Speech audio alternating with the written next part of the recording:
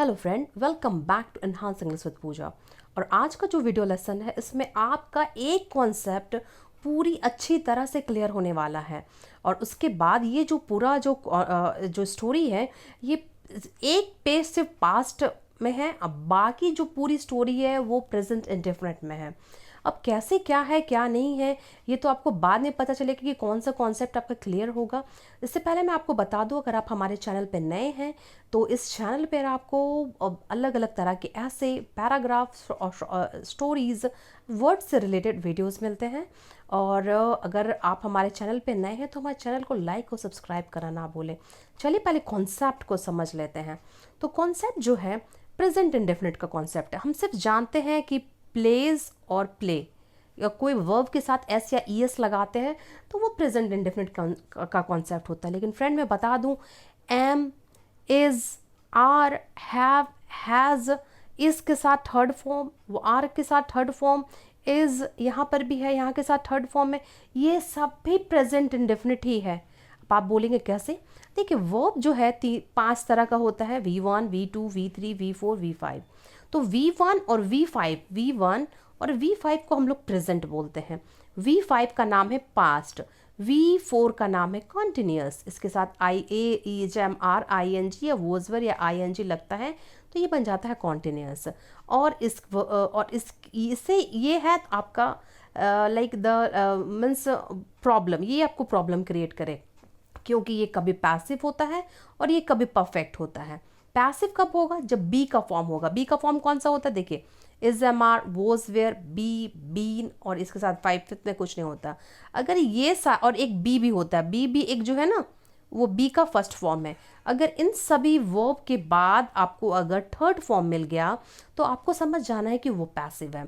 और has, have, इन सभी के बाद अगर आपको वर्ब का थर्ड फॉर्म मिल गया तो आपको समझ जाना है कि वो क्या है? परफेक्ट है। ठीक है, अब आगे देखते हैं कि हम लोग तो मेरा मेन कॉन्सेप्ट था कि प्रेजेंट इंडेफिनिट का कॉन्सेप्ट को समझाना। सिर्फ प्ले, प्लेज ही नहीं होता है प्रेजेंट इंडेफिनिट, ये भी होता है इज, एम, आर भी जो क्या होता है प्रेजेंट इंडेफिनिट। हैज़, हैव भी होता है प्रेजेंट इंडेफिनिट। आप बोलेंगे कैसे होता है? तो आप देखिए V1 में जब प्ले था तो इसका V1 में क्या है? Is, am, are. जब V5 में प्लेज था तो इसमें क्या है? इसमें क्या है? इसमें कुछ नहीं है तो इसको तो कुछ नहीं करेंगे, छोड़ देंगे। तो इज, एम, आर जो है वो क्या होता है? Present indefinite tense. अगर आप कहीं भी इज, एम, आर का यूज कर रहे हैं तो इसका मतलब आपको समझ आना है कि वो प्रेजेंट इंडेफिनिट टेंस ही है। अब देखते हैं हैज़, हैव। हैज़ यहाँ V1 में है, सॉरी हैव यहाँ V1 में है और हैज़ यहाँ V5 में है। तो हैज़ प्ले की जगह में तो हैज़ है और प्लेस की जगह में तो सॉरी प्ले की जगह में हैव है और प्लेस की जगह में हैज़ है। तो जहाँ पर भी आपको हैज़ और हैव का कॉन्सेप्ट सिर्फ कॉम्प्लीमेंट के साथ हो, इसके पीछे कोई वर्ब नहीं होना चाहिए। अगर इसके पीछे कोई वर्ब है तो वो V3 है। ठीक है, इसके पीछे अगर देखिए आई हैव अ कार तो ये क्या है? एक ऑब्जेक्ट है। ऑब्जेक्ट में क्या है? कार है। इसके साथ कोई एक्स्ट्रा वर्ब नहीं होना चाहिए। अगर कोई एक्स्ट्रा वर्ब है तो आपको समझ जाना है कि वो परफेक्ट है, और कोई एक्स्ट्रा वर्ब नहीं है तो वो प्रेजेंट इनडेफिनिट है। ये आपको दिमाग में डाल लेना है। The car is broken. ठीक है, द कार इज ब्रोकन, गाड़ी टूट जाता है। बाय, इसी के जबरा भी टूट जाता है, ये बताने की जरूरत नहीं है। The music are played. अब देखिए इज कहाँ है? इज हमारे यहाँ है तो ये प्रेजेंट इंडेफिनिट का पैसिव है। कैसे पैसिव है? इज, एम, आर के साथ हमने क्या लगाया है? Third form. ठीक है, तो ये भी क्या है? प्रेजेंट इंडेफिनिट है। तो प्रेजेंट इंडेफिनिट कौन कौन सा हो सकता है? इज, एम, आर, हैव, ठीक है, और यहाँ पे क्या हैज़ हो सकता है। ये सारे क्या है? प्रेजेंट इंडेफिनिट है। आपको मोस्टली कंफ्यूज जहाँ जहाँ अगर हैज़, हैव देख रहे हैं उसके बाद वर्ब नहीं है तो आपको समझ जाना है कि वो प्रेजेंट इंडेफिनिट है। और लास्ट जो है ही, शी इज़ टायर्ड, वर्ब का जो थर्ड फॉर्म है ना उसका बहुत सारे जो वर्ब के थर्ड फॉर्म है वो काम करते हैं एडजेक्टिव का। वो काम करते हैं किसका? एडजेक्टिव का। जैसे शी इज़ टायर्ड, वो थकी है। ठीक है, शी इज़ टायर्ड, वो थकी है। यहाँ पर ये पैसिव नहीं है। ठीक है, यहाँ पर ये पैसिव नहीं है। उसका आपको समझना पड़ेगा क्योंकि जब स्टेट ऑफ बीइंग होता है, ये स्टेट ऑफ बीइंग सेंटेंस है, इसकी अवस्था बता रहा है। स्टेट ऑफ बीइंग मतलब होता है अवस्था बताना। तो वहाँ पर क्या होता है?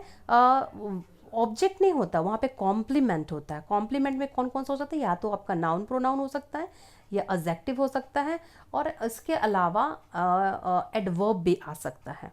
ठीक है, उम्मीद है फ्रेंड आपको ये समझ आया होगा। अब नेक्स्ट हम अपनी स्टोरी पे चलते हैं। Snow white. स्नो वाइट एक फेरी टेल है, लेकिन आपको इसमें प्रेजेंट इंडेफिनिट का बहुत कुछ सीखने को मिलेगा। वंस अपॉन अ टाइम, ये एक फ्रेज है, एक समय की बात है थी, या एक समय की बात है। देयर लिव्ड रहती थी ए ब्यूटिफुल प्रिंसेस। जब भी सब्जेक्ट और ऑब्जेक्ट में से एक मिसिंग होता है तो उसमें हम लोग क्या लगाते हैं, देयर लगाते हैं। या आप ऐसे भी कर सकते हैं, a beautiful princess lived there, ऐसे भी कर सकते हैं। आप स्विच कर सकते हैं सब्जेक्ट को ऑब्जेक्ट की जगह में, ऑब्जेक्ट को सब्जेक्ट की जगह में। कॉल्ड नाम की या नामक स्नो वाइट, एक स्नो वाइट नाम की एक सुंदर राजकुमारी रहती थी। शी वॉज, वह थी, काइंड। अब देखिए ये वॉज में है ना, तो ये पास्ट है, याद रखिएगा पास्ट इंडेफिनिट है। जेंटल, काइंड थी, दयालु थी, नम्र थी। एंड हैड, उसके पास थे, मेनी फ्रेंड्स, बहुत सारे दोस्त। हु, जो, वर एनिमल, जो थे जानवर। वन फाइन डे, एक दिन, ठीक है, स्नो वाइट नाम है उसका, मीट्स, मिलती है, हैंडसम, सुंदर, चार्मिंग, आकर्षक प्रिंस से। एक दिन वह सुंदर और आकर्षक राजकुमार से मिलती है। देखिए यहाँ present indefinite, meets, they become, present indefinite, they become, वे बन जाते हैं, फ्रेंड्स, दोस्त। एंड देयर बॉन्ड, उनका जो संबंध है, ग्रोज, बढ़ता है। उनका संबंध क्या होता है, बढ़ता है। नेक्स्ट है द क्वीन, राजकुमारी या रानी। हु इज, राजकुमारी नहीं रानी हो, द क्वीन मतलब रानी, the rani who is Snow White, जो है स्नो वाइट की एविल स्टेप मदर, दुष्ट माँ। देखिए यहाँ इज आया है ना, इज है मतलब क्या है, ये प्रेजेंट इंडेफिनिट है। डिस्कवर्स, जैसे उसकी दुष्ट सौतेली माँ को पता चलता है, डिस्कवर्स मतलब पता चलता है, अबाउट मतलब के बारे में, देयर रिलेशनशिप, उनके रिश्तों के बारे में, मतलब प्रिंस के रिश्ते के बारे में और स्नो वाइट के रिश्ते के बारे में। And out of jealousy, jealousy से, वो आउट ऑफ जेलेसी मतलब जेलेसी के बाहर हो जाती है, एकदम जलन से एकदम चूर हो जाती है। ऑर्डर्स, आदेश देती है। अ हंट्समैन, हंट्समैन को आदेश देती है टू किल, यहाँ पे ये है इन्फिनेटिव, टू किल। जब भी एक सेंटेंस में दो वर्ब आएगा, या तो एंड से जुटेगा या तो फिर टू लगा करके इन्फिनेटिव उसको बना दिया जाता है। टू किल, आदेश देती है शिकारी को, टू किल मारने का, किसको, स्नो वाइट को। बट लेकिन द हंट्समैन, जो शिकारी था, कुड नॉट गैदर, इकट्ठा नहीं कर सकता, द करेज, इकट्ठा कर सका, नहीं कर सका, ना सकता नहीं होगा, सका होगा, ठीक है, कुड मतलब सका होता है। वो इकट्ठा, साहस इकट्ठा नहीं कर सका, टू होड, चोट पहुंचाने का, स्नो वाइट को चोट पहुंचाने का वो साहस इकट्ठा नहीं कर सका। और एक चीज देख लीजिए, ये ए हंट था पहले, ए हंट्समैन, और यहाँ पर हो गया क्या, द हंट्समैन। तो जब भी पहले कोई भी चीज़ स्टार्टिंग जब होता है तो आप देखेंगे वहाँ ए से शुरू होता है, एन से शुरू होता है, लेकिन जब पता चल जाता है उसी हंट्समैन के बारे में बात किया जाता है तो वो डेफिनेट हो जाता है। पहले इंडेफिनेट होता है तो A N, indefinite article A N होता है और डेफिनेट आर्टिकल द होता है, तो इसलिए द लगा है। एंड रिक्वेस्ट, और प्रार्थना करता है, पहले वो अपना साहस इकट्ठा नहीं कर पाता और बाद में उससे कहता, प्रार्थना करता है, हर टू स्केप, बचने का, ठीक है, उससे कहता है कि बच जाओ, बचो। And run to far away land, और भागने के लिए दूर दराज देश, ठीक है। आगे देखते हैं। स्नो वाइट जो है स्केप्स, भाग जाती है, इनटू द वुड्स, जंगलों में। वुड मतलब होता है लकड़ी, वुड्स मतलब होता है जंगल, ऐसा लग गया तो जंगल। एयर मतलब होता है हवा, एयर्स मतलब होता है अफवाहें, ठीक है। वाटर मतलब होता है पानी, और वाटर्स मतलब होता है समुद्र या ओशन, ठीक है। तो इस तरह से एस लगाने से नाउन में कुछ कुछ चेंजेस आ जाते हैं। एग्जॉस्टेड, थकी हुई, ठीक है। एंड ट्रेम्बलिंग, कांपती हुई। इन फियर, डर से, पहले थकी हुई और डर से कांपती हुई। शी नॉक्स, खटखटाती है।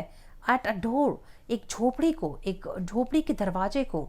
वेन, जब, नोबडी, कोई नहीं, आंसर, नोबडी आंसर, कोई आंसर नहीं देता है।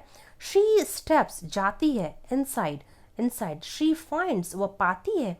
द कॉटेज, एक झोपड़ी, इन अ मैश, अस्त व्यस्त, पूरा अस्त व्यस्त में पाती है, एंड वेरी अनटाइडी, और बुरा गंदा, बहुत गंदा पाती है, एंड डिसाइड्स, और तय करती है, टू क्लीन, उसे साफ करने का, क्लीन इट मतलब रूम को साफ करने का, विद द हेल्प, के साथ, हेल्प के साथ, ऑफ मतलब के, हर फ्रेंड्स, अपने फ्रेंड्स के मदद के साथ, फ्रॉम द फॉरेस्ट, जो फॉरेस्ट में रहते थे, क्योंकि जानवर उसके क्या थे, दोस्त थे।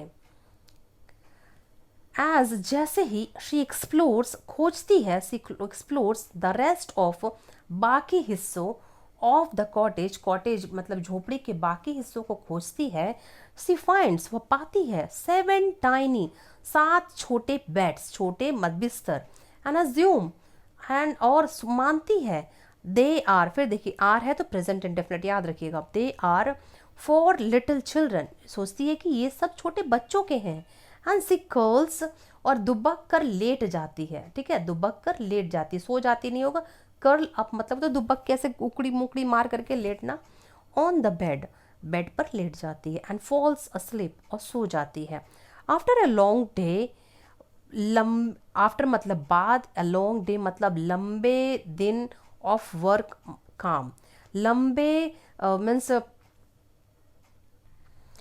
देखिए आफ्टर मतलब बाद, अ लॉन्ग डे लंबे दिन, यहाँ ऑफ मतलब के, वर्क मतलब काम, लंबे दिन के काम के बाद, 7 ड्रॉप, 7 बौने, हेड बैक मतलब हेड बैक होम, घर वापस आते हैं, टू देयर कॉटेज, अपने कॉटेज में, अपने कुटिया में, अपने झोपड़ी में, इन द फॉरेस्ट, जो कि फॉरेस्ट में है ना, इन द फॉरेस्ट, एंड फाइंड, और पाते हैं, देखिए यहाँ ड्रॉफ क्या था, ज़्यादा था, एक से ज़्यादा जब रहेगा तो फाइंड, एक रहेगा मतलब शी, ही, इट, ये सब रहेगा तो और क्या हो जाएगा, किसी का एक जन का नाम रहेगा तो फिर सिर्फ वर्ब के साथ एस या एस लगेगा। See they find the in the forest, find the beautiful girl sleeping on the bed, beautiful सुंदर लड़की, स्लीपिंग सो रही थी, ऑन द बेड, बेड के ऊपर सो रही थी या सोई थी।